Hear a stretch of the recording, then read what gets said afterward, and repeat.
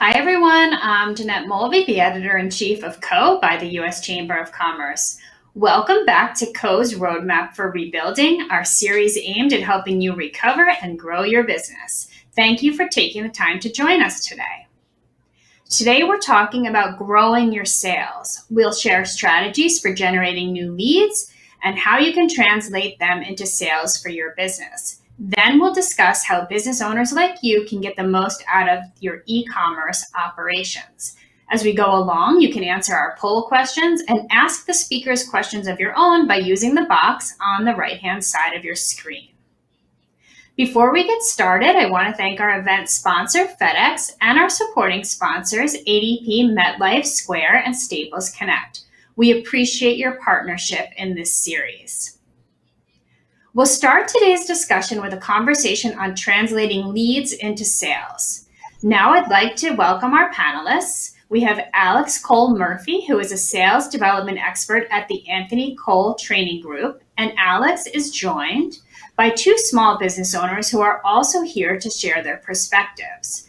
Please welcome Ale Delgado, the CMO and co-founder of Merchology, based in Minneapolis, Minnesota, and Rialand Jones, the owner of Lammar Marie's Gourmet Popcorn in Richmond, Virginia. Hi, everyone. Thank you for being here today. Thanks so much. Hey, Jeanette. Thank you. Alex, I'm going to start with you. We have a lot of different types of businesses watching and joining us today, but just generally speaking, what do you find are some of the best sources for sales leads? Certainly, great question. So I'm going to go in order from probably the most successful to least successful, but to give you a different idea across all platforms. So the best, the easiest, and often the most fruitful is going to be introductions or referrals. That can be from your current clients, past clients, family, friends, and people often forget you can ask your prospective buyers as well. So asking for introductions is more about attitude and willingness to ask than the technique itself. Next, I would say social selling technique is going to be the best for lead generation.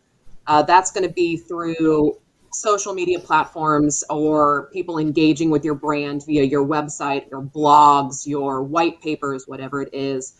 It's through commenting and engaging, group discussions, whatever it may be. And lastly is going to be cold calling. It's not easy. There are ways to work smarter and not harder, but for some organizations, cold calling is still a major part of the sales process. Right. Okay. So what I want to do now is I want to walk you through each one of those and talk about once you have captured a lead from one of those methods, what are the next steps you take? Because it depends on really how you got the lead. So let's just start with referrals and introductions. And I know that there's a distinction between those two things. So can you tell us the difference between a referral and an introduction, and then how you would take the next step with that lead? Absolutely. Yeah. So there's a major difference between these two lead generation activities. You want to get to introductions. That's really the end goal here. It's going to be the easiest route. Will likely make quicker headway with a prospect as well.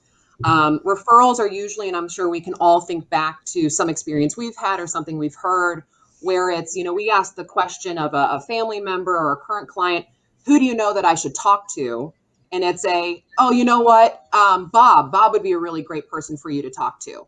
And they give you maybe the contact information and the company name, but otherwise you're on your own to go and track that lead down. That's going to be considered a referral. And it's a really difficult path to take. So introductions is going to be more along the lines of, hey, Jeanette, who do you know that I should be talking to? Oh, Bob at ABC Company would be a really great person. I think it'd make sense for you to have a conversation. And then it's a follow-up of, well, why do you think I should have that conversation? Who do you think needs to be involved? What's the best way to contact them? Things along those lines. And actually having that person actively introduce you with that individual, making the connection. So oftentimes it's let's hop on a Zoom call and just take a quick 5 minutes to introduce these individuals. And so that you can then continue to take the conversation after, Jeanette, maybe you might be out of it, but you're making that active connection. That individual is more likely to end up having a conversation with you in the long run.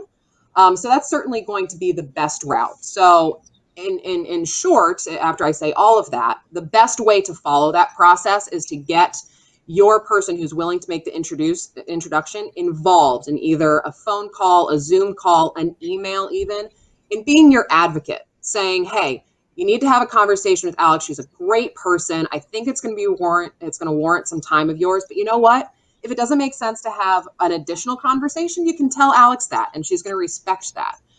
That's going to be a much easier route. Now, referrals are also great, not completely dissimilar process to follow those opportunities and those leads, but it's going to be more of I'm making a phone call to Bob at ABC Company and saying, hey, I don't know if it made sense for me to give you a call at this moment, but you know what? Jeanette said it might make sense for us to have a conversation. Do you have a few minutes? So you're trying to make those links as firm as possible, if that makes sense.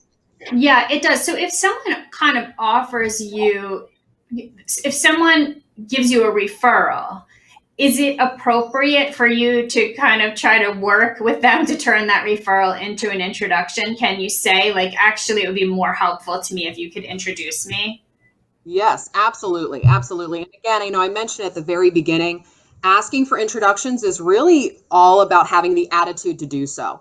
A lot of the salespeople that I coach don't feel that they can ask for introductions. Oh, well, it's invasive. Well, they were just willing to give me a referral. I don't want to push it by saying, hey, well, are you willing to make that introduction? So we feel as long as you have the right techniques in place and you have the guts to ask the question, 9 times out of 10, people are going to have no problem with making that. You might just need to walk them through the process on how to best do it. Sure. Okay, so let's go to cold call leads and then social selling leads. How do you handle those leads differently? Sure. So cold calling, I mean, my number one, there's a lot to digest here. There's a lot for us to review today. So I'm trying to give you as much information as quickly as possible without speaking at 100 miles a minute. So I'm going to do my best with cold calling because it's a complicated business to be in. But unfortunately, it's the reality for many of us. So my number one tip when it comes to cold calling is don't waste your time on the research.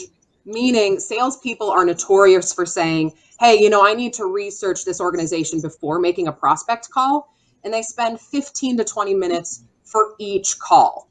You need to know who you're calling. You need to know some of the general information about the business, but otherwise pick up the phone and make the dial. You're just trying to have a conversation. There's nothing to pitch. So you don't need to be intimately familiar with their business at this point. Okay. But when you get them on the phone, here's my recommendation for you, some takeaway. Say your name and stop. That blows people's minds. So when I make a cold call, it's, hey, Jeanette, this is Alex Cole Murphy. I don't say my company name. I don't ask how you are. And the reason is we're trying to differentiate you as a salesperson, because as soon as you say your company name and you ask who you are putting a big sign all over your face that says, I'm a salesperson. And the prospect you're trying to have a conversation with is immediately thinking, how can I get them off the phone? We don't like to think that way, but it's the reality. So you want to get them engaged as quickly as possible, and then you follow their lead. Another thing that salespeople are notorious for doing is they're there to pitch. They're there to tell that individual, well, this is what my business does. This is how I can help you. But at that moment in time, when this is a cold call and it's fresh and new, you have no idea if your business can help them. So you need to have a discovery conversation. So you want to get them engaged and follow that drill down conversation so that you are actually able to identify, is this an organization that I can actually help? Is there something that I can do here?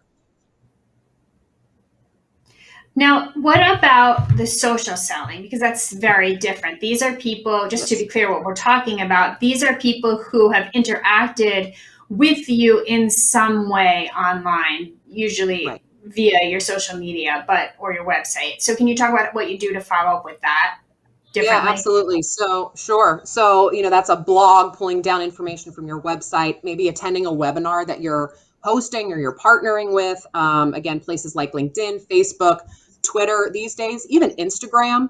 I mean, it all depends on your business and your ideal clients. That's the platform you're going to have to really focus on and choose. For us, it's going to be LinkedIn. It's going to be Facebook. We're a B2B business specifically. So but you have to really find what platforms are going to be best for your prospective clients and focus on those platforms and being present in those platforms. So the idea of generating leads off of social selling is all a matter of how engaged you are on those platforms. You're not going to get people engaging with your brands through Facebook or Twitter or LinkedIn if you're not actively participating on those platforms.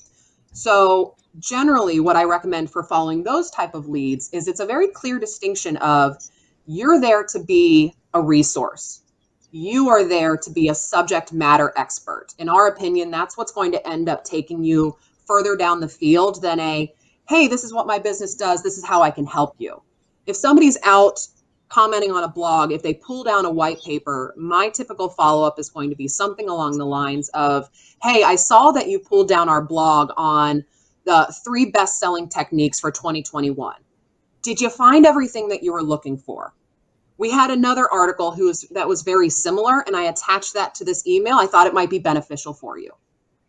And that allows you to get into a conversation as you proceed with that lead of, well, what'd you think?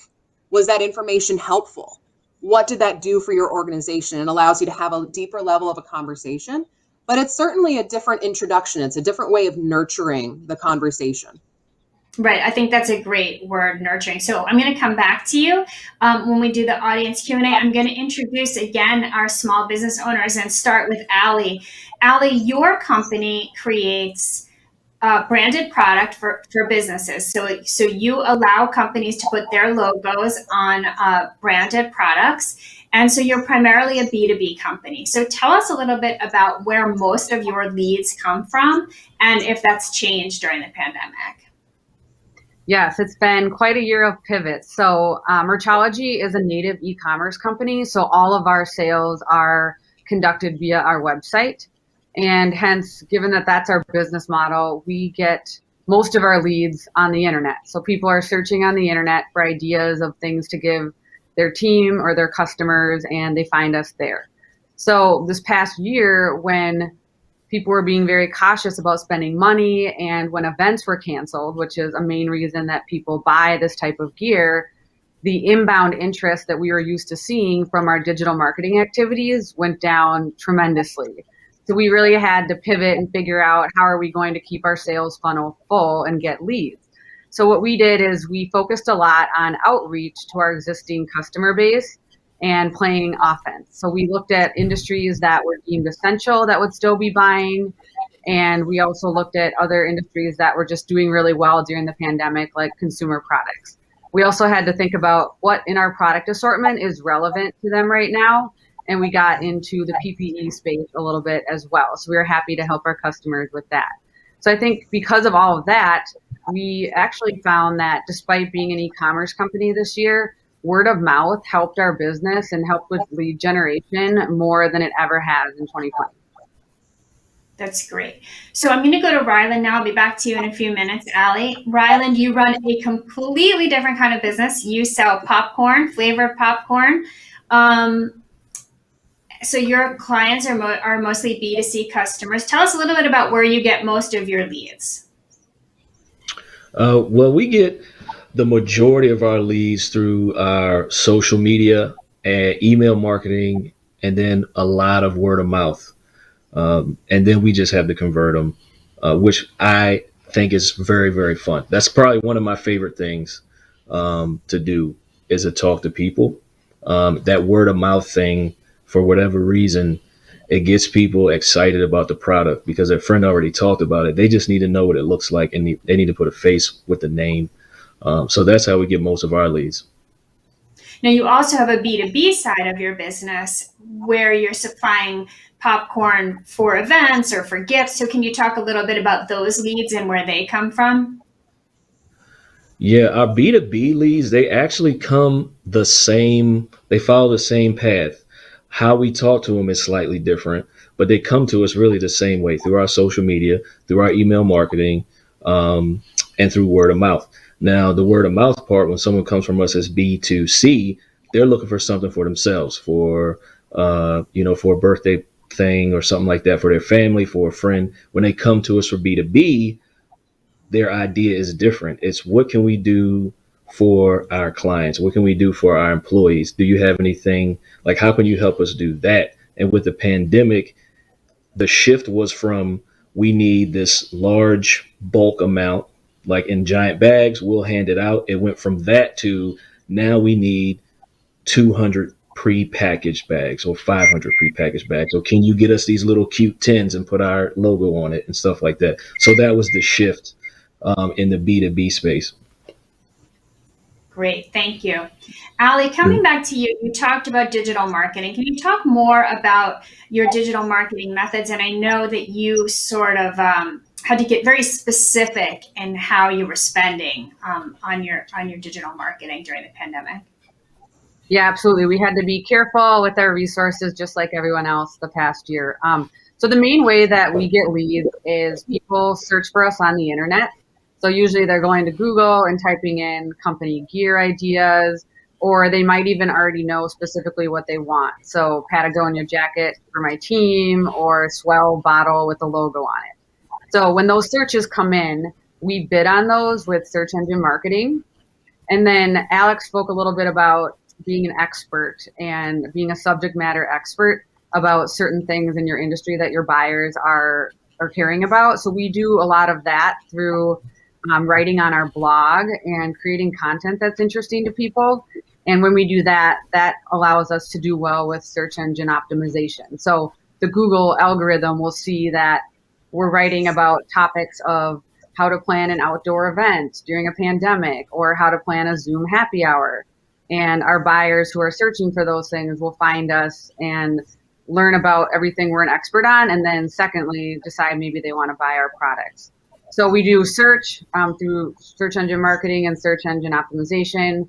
We do a fair amount of display advertising on Facebook and LinkedIn. We can target people by their job titles or company name. We also do a fair amount of email marketing. And lastly, we do a lot of display advertising. So something that I thought was interesting from this past year was a lot of people came online to buy company branded gear for the first time ever. So in this channel, traditionally, a lot of people have met with face-to-face salespeople. That's kind of the traditional way that company branded gear is bought and sold. And in 2020 and in 2021, people aren't meeting in person. So it's hard to see samples and understand what you're buying. So we found that there was a huge influx of people who were coming online to buy branded gear for the very first time. So our digital marketing efforts actually did better than they've ever done because of this new audience. Oh, that's interesting. Thank you. Rylan, coming back to you, let's talk a little bit about technology. What kinds of tools are you using to manage both your B2C and your B2B customers and keep them coming back? We use our email marketing software actually to keep the segments broken up into different, I guess, better used groups instead of one large group. And that has helped us convert better and keep the funnel full the way it needs to be. So that's our main piece of technology and software that we use to track what we're doing. And some of that plugs in automatically to social media. So it helps us track where people come from, how they got to us, and what segment we should put them in. And then we can market specifically to those segments about what they're interested in, instead of the blanket market of, hey, we have this thing. And then you have only 5% of your email list that even cares about that thing. You know what I mean? Yeah, sure. Yeah, thank you. I'll come back to you guys in a few minutes for the audience Q&A. Before we do that, though, we're going to do our first audience poll. So, audience, I would like you to, on the left side of the screen, answer the question, what attribute makes a successful salesperson? So you can go ahead and do that now, and I will read those answers as they come up. Persistence, that would have been my first guess. Perseverance, empathy, tenacity, follow-up. I see some that are interesting. Compassion, flexibility, determination. Being a good listener is not something I would have thought of, but actually makes a lot of sense, especially around what Alex was talking to us about, where knowing how you can serve the person's needs before you even connect with them. Consistency, honesty, These are some great answers. Okay, so I'm going to go to the audience Q&A now. Alex, I'm going to start with you. Sure. This person says, how do you assess your team's sales skills and address gaps in those skill sets? Great question. And I almost made the comment earlier that generally when an organization, especially ones that we work with, decide to invest in sales training and coaching, they just want to know what we can come in and start doing immediately. And there's no one size fits all sales training. And the reason being is that there's strengths and weaknesses or gaps with every sales team as well as every salesperson. So we use a sales specific and assessment developed by Objective Management Group. We've been a licensed partners of theirs for about 20 years. They've assessed over 2 million salespeople. And what that tool does is it helps us as well as the organization identify the gaps in those selling competencies so training and development can be catered towards those gaps as opposed to a general sales training and development. Typically, maybe it's your people are really great at hunting. They're really great at generating leads. But what we find is that they're really uncomfortable discussing money. And so therefore, they're not really great at the proper qualifying process. So we can then go into an organization and work on those items as opposed to just general sales techniques that may or may not take. Got it. Thank you. Rialand, I'm going to ask you this question. Because you talked about email marketing, this person says, what is a rule of thumb for following up with potential customers? How often should you reach out? So how often do you guys reach out with your email marketing? For us, depending on kind of what their message looked like initially will determine how frequently we reach back out to them, because they might not have a need right away, in which case we will put more time between interactions. If it looks like they're more interested, like something sooner, then we'll follow up once a week for some. And then as they respond or don't respond, we'll adjust our touches based on that. Because, some of the stuff that we do is seasonal. So it's also about knowing your business and what people are looking for from your business. So for us, a lot of times they come in hot, but maybe it's June and we know they really don't need anything until November, but they ask a ton of questions on the front end just to get their ducks in a row for 4 months later. So then we adjust when we reach out. We want to make sure we stay top of mind. So we might reach out now 4 weeks for them. But if they come in hot and we know it's immediate, it's weekly until they tell us no. And if they come in hot and we judge, okay, they need us 4 months from now, we spread out our interactions.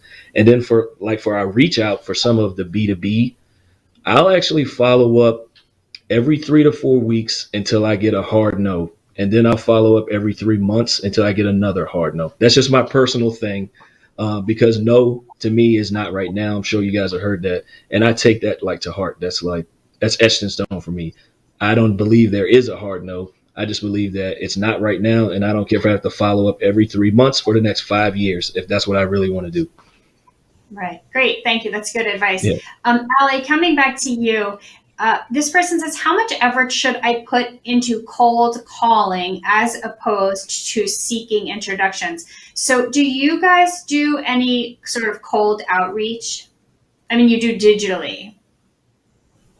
Right. We do a fair amount of cold outreach, but usually it's within companies where they're already a customer. So we have a reason for them to believe that we could be a good vendor for them. It's not completely out of the blue. So in an ideal world, it would be an introduction or a referral like Alex was talking about. But sometimes if we don't have that opportunity, we just try to connect with them somehow by explaining what we've done for their company in the past. We do very little cold calling to brand new companies. Usually that's just something digital where we can handle it with email. And if they show interest, then we route them to a salesperson. Great. Thank you. Alex, I'm coming to you with a couple more questions. First, could you just clarify for anyone who doesn't know that we're using a lot of technology terms? Alex, could you just clarify the difference between CRM, customer relationship management tool software, relationship intelligence software, and email marketing? Could you just explain what the difference is between those three things? Sure, happy to. So a CRM system is going to be essentially, it's a great way of managing a pipeline, a managing of opportunities and the stages in which that opportunity is.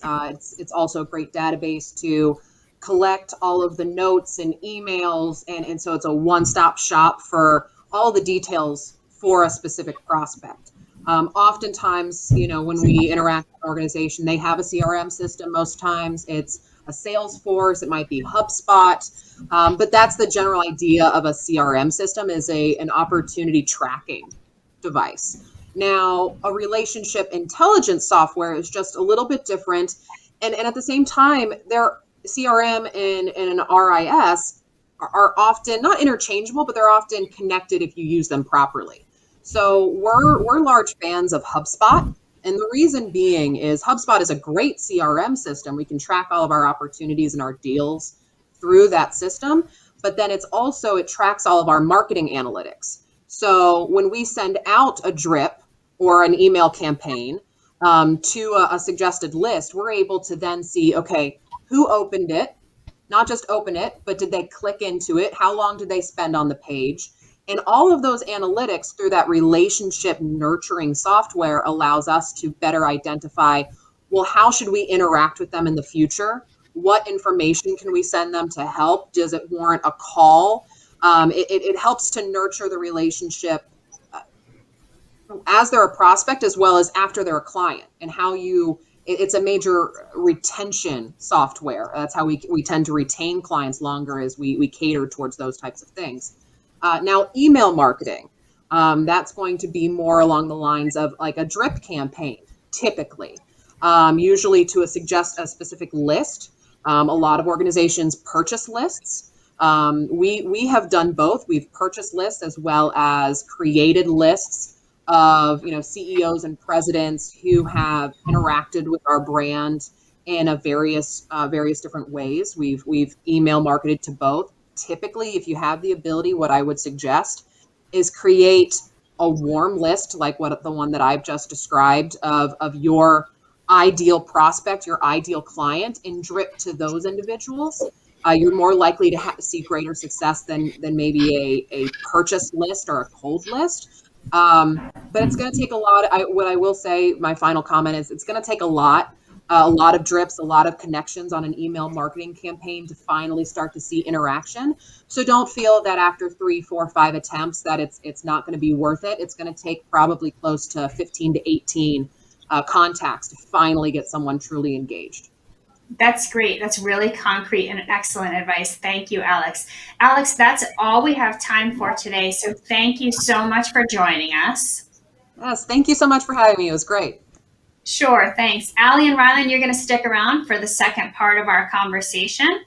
With that, I would like to, so we're going to be talking next about ways you can expand and continue your online presence no matter where you are in your journey. As we know, many small businesses have pivoted to e-commerce and online sales at record speeds over the last year, Rialand included, so we'll talk to him about that, many for the first time ever. So to talk about that, I'd like to introduce our expert, Ryan Kelly, the Vice President of E-commerce and Alliance Marketing for FedEx Services. Ryan works with companies new to online sales every day, and he's here to share his insights with you. Hi, Ryan. Welcome.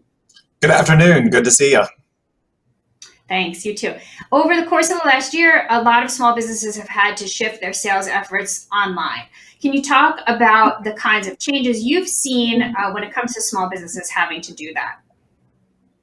Sure. A couple things there. First off, a lot of people don't understand that the vast majority of retail sales actually happen in a store. Kind of pre-COVID, it was kind of high teens percentage of total retail sales were actually online, and now we're seeing that actually in the mid 20s. So you did see a lot of pivot into e-commerce because of COVID and the impact, but it's also been a long-term trend. And one of the things we've seen recently is that a lot of companies are going online for the first time. I know that sounds kind of shocking, but again, a lot of companies are still just have all their sales in a brick and mortar store kind of environment. And so, with COVID, with stores closing, with all those things, you saw a lot of pivoting happening. And so small businesses would go online for the very first time, and they really had to start from scratch. And quite honestly, it wasn't just really small companies. You had some really big companies that traditionally only sold through retail channels that are now selling online as well. Another trend that we saw was stores were being used for fulfillment. You had a lot of people who might have had inventory in a fulfillment center or something like that that became stuck or shut down. And so you saw a lot more people using their stores, their brick and mortar stores that might not be open to the public. They were using those to fulfill online orders. I'd say we also saw a lot of the test and fail, hopefully fail quickly, but like test something, fail, move on to the next thing. And so like, if anything, the past year has taught us all to be nimble, to execute, to learn, and move forward. And then I guess the last thing, I'm a geek when it comes to returns, which sounds kind of weird in a lot of ways, but I love returns. And a lot of businesses think of returns as a really bad thing. It's a cost, it's an unfortunate sale, all those things. But I think you also have to think about returns as a marketing expense, especially if you're a small business, maybe, that doesn't have a really, really strong brand or reputation or just unawareness. Having a returns policy and facilitating returns will give consumers more of a willingness to take a chance on your company, on your brand, on your product. And so, I really think especially small companies need to think about returns as a way to get the buy button. Great. I think a lot of people would never think of that. So I'm so glad that you said that. Let's talk about just best practices. You are in a position to see lots of businesses switching to e-commerce. Just give us like your three most important best practices for small businesses that are now engaging in e-commerce for the first time or continuing to do so. So this is going to sound really, really fundamental. Know who you are and what you want to accomplish. I think a lot of businesses kind of get caught up in the hype or, don't really know who they are, what their brand represents, and what that consumer experience they're aspiring to deliver. And so that ends up diluting their brand, diluting their message, diluting their spend. And so I think just, if anything, I think COVID has hopefully taught people to kind of be true to yourself, know what you want to accomplish, and then stick to it, is one thing. Second thing, I would say, it goes back to the test and fail quickly. Be nimble. Be nimble, have options, and diversify. I would say it's a really big thing that's happened in the past year is you saw people that had all of their business in one channel. So they might have only been selling on one marketplace or only selling in one physical store. And when those options are no longer on the table, you go from 100% to zero. And so having kind of diversified sales channels, a diversified supply chain, quite honestly, you got to think about supply chain resiliency as a topic there. And then the last thing I would say is focus on profit. I'm a finance guy at heart, and I think a lot of people get caught up on revenue and not profit. And revenue doesn't pay the bills, profit does. And so while you might drive really good sales through a certain channel, you need to look at the end of the day what you're actually netting from that sales channel to understand, is it good business? So really making sure you know who you are and then what you want to accomplish. It kind of is all over the board there. Yeah, that's very good advice. Thank you. Let's talk. You mentioned supply chain resilience. I want to make sure that our audience knows what that means. So can you expand on what you mean by that? Yeah, so big picture, it goes back to the saying, like, don't have all your eggs in one basket. So whether you fulfill out of one location or multiple locations or only ship with one carrier or, only sell on one channel, that creates a tremendous amount of risk to your business, risk to your team. And so it just kind of goes back to having options, having that backup plan, for lack of a better term. Like, imagine the people who have inventory stuck in the Suez Canal still. What are you going to do when you run out of inventory? And so, that would be a big macro kind of a way to think about supply chain resiliency, is to always make sure you have options. Great. You work for FedEx, and FedEx is one of many kinds of companies that businesses have to have long-term partnerships with, logistics companies, suppliers. For small business owners, what is the key to building and developing those partnerships early before there's an emergency? Can you just talk about that concept of being not just the customer of your supplier or your logistics partners, but being a partner, and why that's important? Absolutely. And yes, this applies to FedEx, but I believe this just applies to good business in general. I think having relationships matter. They absolutely matter. And kind of I guess, three things I'm thinking about there. I don't know, everything is in threes right now, but you got to be transparent. I think, bring authenticity and transparency to the relationship is a really, really important thing.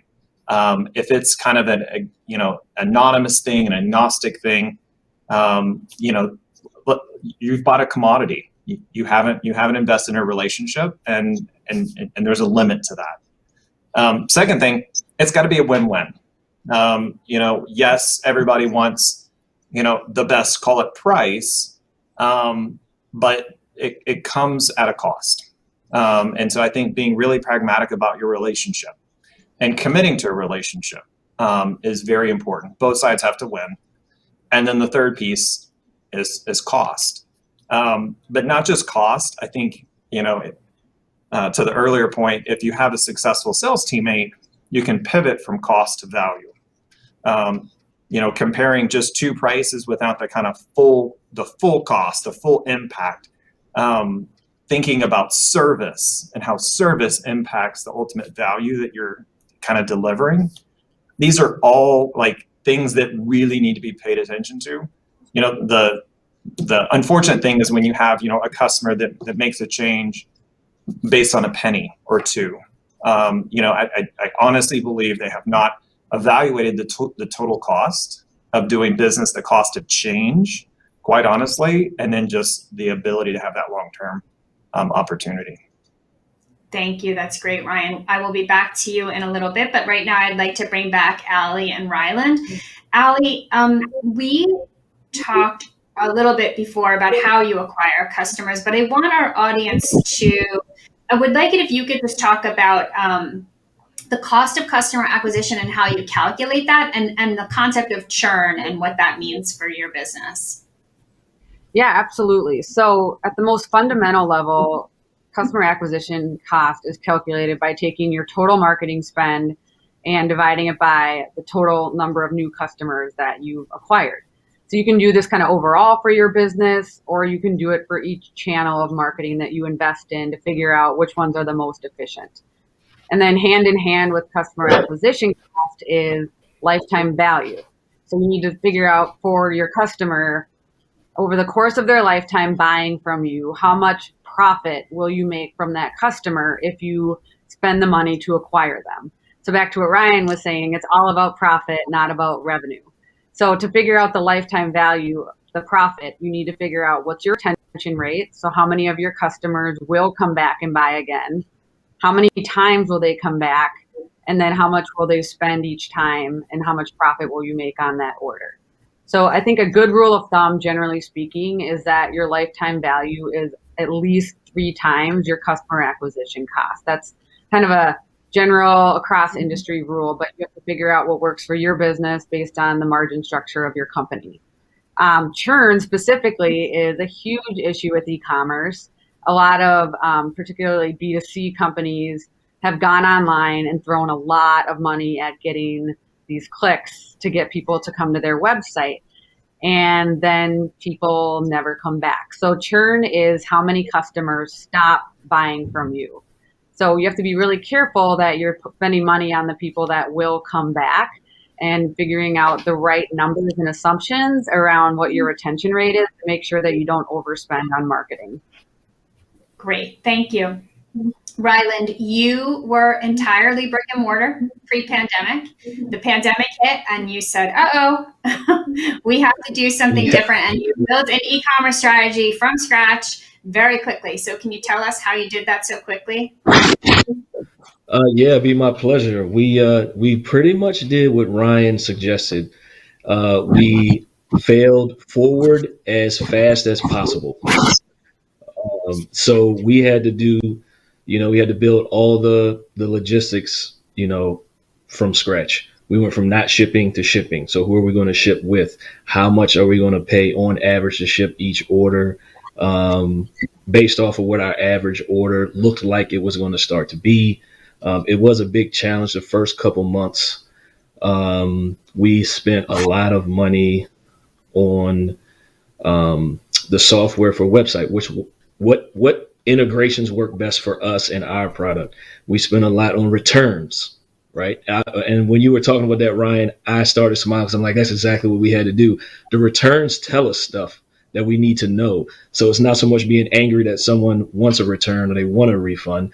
It's more so, why do they want that return? Why do they want that refund? How do we adjust our return policy if need be? Or more importantly, how do we adjust our production process, packaging process, and shipping process to eliminate these in the future? So the first couple of months were pretty expensive because we had to learn all these things. And then we just try to fix them as quickly as possible. And also because we want to keep the lifetime value of these customers. We don't want to spend a lot of money and they never come back. We want to nurture the people that had a complaint, whether they asked for a refund or not. We want to nurture those people slightly differently because they had a bad experience. We want them to come back and give us another shot. So then we have to create a program that does just that. If someone mentioned something that was a bad taste in their mouth, no pun intended, we wanted to figure out how to get them to give us another shot. So that's what we did, and it was expensive, relatively speaking, because we were building it from scratch and we didn't really have an idea of what we were doing. We learned along the way, but I think we did a pretty good job of it. And now Yeah. we're kind of riding the wave. But the first few months, it's one of those things where you make that cringe face because you're building it like in the moment, but your customer doesn't know you're building it in the moment. So you're like, oh my gosh, I feel sorry for the people that bought from us the first 2 months. Right. Let's get them back though, because we're way better now. You know what I mean? Sure. Thank you. Allie, you have a unique situation in that your industry was traditionally sold with in-person sales teams. You built an e-commerce business to do that, but now you've also hired a sales team. So can you tell us why you expanded on your e-commerce business by adding an internal sales team? Yes, absolutely. So when we started the company, we were aiming to be a pure play e-commerce company, which we still are. But what we quickly found is the people that have big budgets want a relationship. So service is just as important as ever, but it needs to be paired with technology. So at Merchology, we always say that we're high touch and high tech.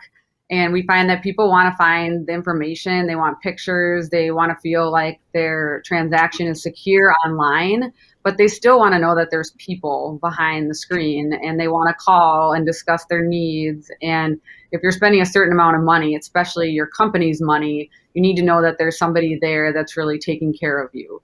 So we generally kind of developed this strategy to call back previous customers with large budgets that we felt that we had a lot of upward potential with them. If we were to develop the relationship, we could get more orders. And we see just kind of the general notion of it's a lot cheaper to keep and develop a customer than it is to acquire one. And we found that our sales team is allowing us to develop those relationships and improve our retention rate. That's really interesting. Thank you. We are going to go to the audience Q&A next, but before we do that, we have another poll for the audience. So audience, please vote on the right-hand side of your screen. The question is, how would you characterize your e-commerce operation right now? And so we're going to wait until the results start coming in. We have a small but growing part. That's not terribly surprising during the pandemic. I'm surprised by how many people have not ventured into e-commerce, although Ryan probably is not, since he mentioned that before. And I'm also surprised, actually, that the vast majority of, some of my business is a very small number. So this is interesting to see who our audience is. And as talk about upside, Allie, we can see that for a lot of people in our audience, there's a lot of upside for e-commerce. So I'm glad that we're having this conversation. We're going to do the audience Q&A now. And audience, you can keep posting your questions. I'm going to go to Rialand first.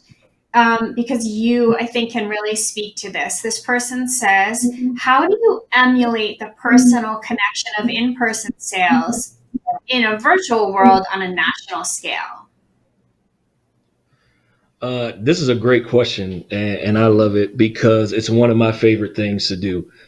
Because I have some sales background even before this, and I feel like that business that I had, we converted the most because it was face to face. Even when a lot of other people decided to shift to technology, they didn't want to do the face to face thing.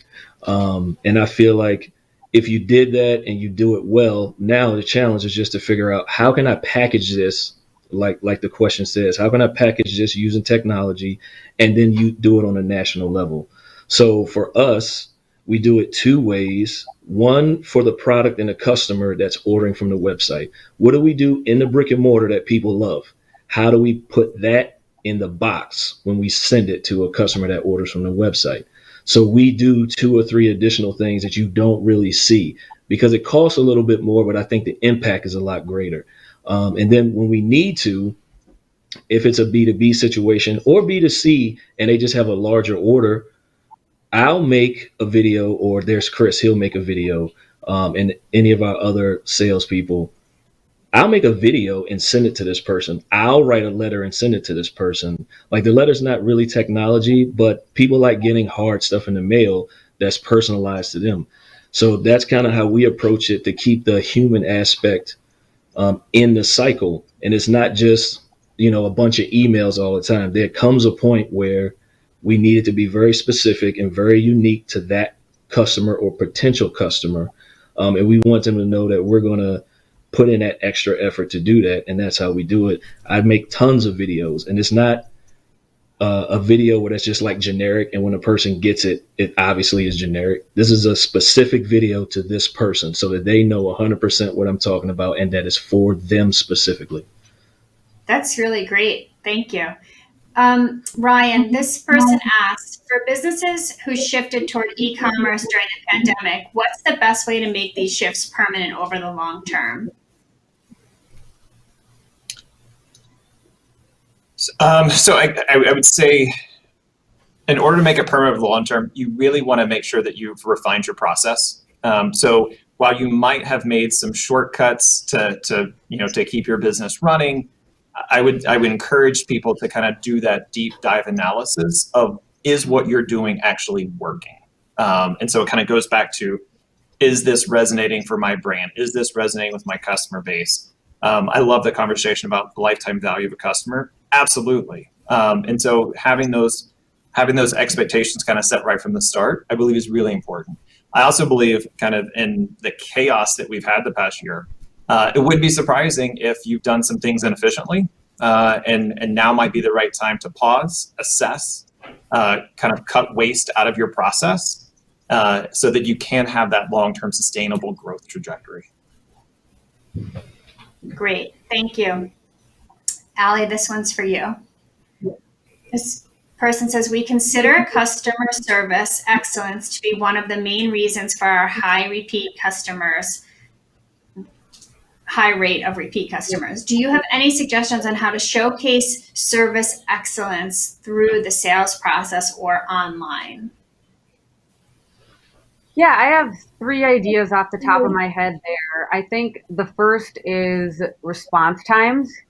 So I read a stat, I think it's between 70 and 80% of people buy from the first company that responds to them when they send out a request or have a price quote request. And so we focus a lot on response times and getting back to people quickly so that they know we're working on things. And usually that's an indicator that we're going to be that responsive throughout the process. So customers will give us their business. Second of all, I would say just in fixing things if they go wrong. We've actually created a lot of customer evangelists just by the way we fix things when they go wrong. So if you're growing a business quickly, you're going to make mistakes. That's human nature. And most people are very understanding. They may not be happy in the moment, but they get it. And as long as you do what you need to do to make it right, that really wows people and turns them into evangelists. And then my last idea is just customer reviews. Those are critically important. You need to have all of your reviews shown, both the good and the bad. And you need to ask your people that love your service to write reviews, because that's usually the first way that people do research before deciding whether or not to work with someone. That's great. I can't believe you had those 3 tips ready to go. Yeah. Thank you. Rialand, from the audience, the question was, what's the biggest edge small businesses should lean into when competing against big companies online? I mean, you are competing against very big companies selling, popcorn is a hot product. This is a great question. One of the strategies we use is we lean heavy into the small business part of it, right? So we are a small business. We want to have a national presence, but we're still a small business. So we lean heavily into that. The other thing we do is choose whoever you perceive, I guess, as your top 3 national or big business competitors. What do they do well? And honestly, what do they suck at? Like, that's what you have to look at. And you can figure that out by going to their reviews, right?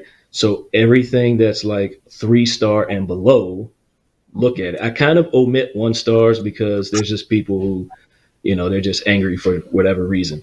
But the 2 and 3-star ones will tell you what people are really thinking. That's the big business. I think a lot of big businesses lose a lot of the human, you're not a number type of feel when you get stuff from them. So we lean into, you're still a human. We appreciate the fact that you have all of these choices, but you chose us to spend your money. And we want to make sure you know that. And one of the ways to figure that out is to look at the reviews of big business and use that to your advantage. If people hate, for example, if they hate that, the processing time is too long, well, how can we make our processing time faster? If they hate that it's, the packaging is difficult to do whatever. Okay, then how can we make ours better so that our reviews outshine their reviews, and eventually we'll eat up a little bit of that market share of people who are unhappy with that specific thing.